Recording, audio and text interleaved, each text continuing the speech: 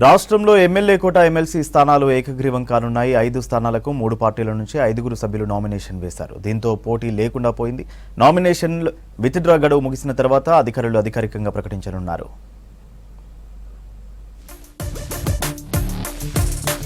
MLA కోట MLC ఎన్నికల నామినేషన్లు ముగిశాయి. 5 ఎమ్మెల్సీ స్థానాలకు 5 నామినేషన్లు దాఖలయ్యాయి.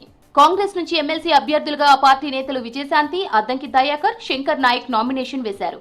కాంగ్రెస్ మిత్రపక్షం సిపిఐ ఎమ్మెల్సీ అభ్యర్థిగా నెల్లికంటి సత్యం నామినేషన్ దాఖలు చేశారు.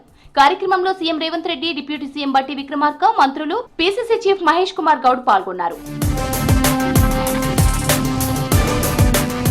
ఎమ్మెల్యే కోట ఎమ్మెల్సీ ఎన్నికల్లో కాంగ్రెస్ పార్టీకి ఎంఐఎం మద్దతిచ్చింది. కాంగ్రెస్ పార్టీ అభ్యర్థులకు మద్దతుగా అసెంబ్లీకి వచ్చారు ఆ పార్టీ ఎమ్మెల్యే జాఫర్ హుస్సేన్. హస్తం పార్టీ అభ్యర్థుల నామినేషన్లకు మద్దతుగా సంతకం చేశారు. గత కొంతకాలంగా అధికార పార్టీకి పలు అంశాల్లో మద్దతు ఇస్తోంది ఎంఐఎం.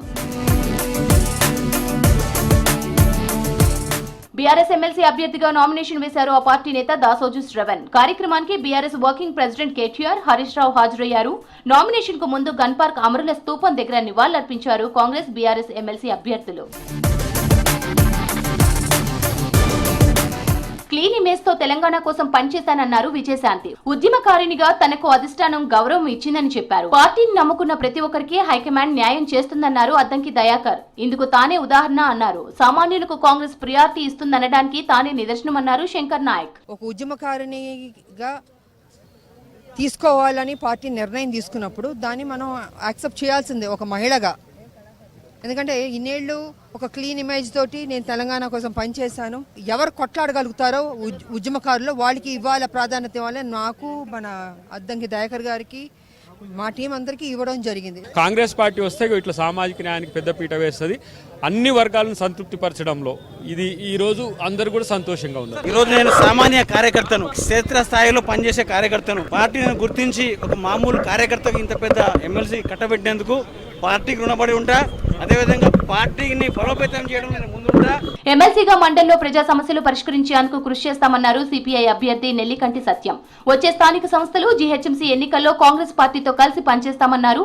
బీఆర్ఎస్, బీజేపీ వ్యతిరేక విధానాలపై పోరాటం చేస్తామన్నారు నెల్లికంటి సత్యం. మరి శాసనసభ ఎన్నికల్లో ఆనాడు మరి బీజేపీ, టీఆర్ఎస్ వ్యతిరేకంగా కలిసి పనిచేయడం జరిగింది.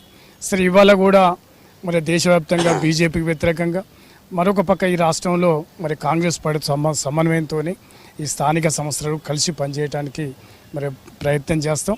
సరే వారు కూడా పొత్తులో భాగంగా ఈ సీటును కూడా మరి అనుకున్న ప్రకారం ఇవ్వడం జరిగింది. అందువల్ల తప్పకుండా కాంగ్రెస్ పార్టీ, కమ్యూనిస్ట్ పార్టీ కలిసి పనిచేస్తామని సందర్భంగా చెప్తాం. 5 స్థానాలకు 5 నామినేషన్లు దాఖలు కావడంతో అభ్యర్థుల ఎన్నిక ఏకగ్రీవం కానుంది. నామినేషన్ల పరిశీలన తర్వాత రిటర్నింగ్ అధికారులు అధికారికంగా ప్రకటించనున్నారు.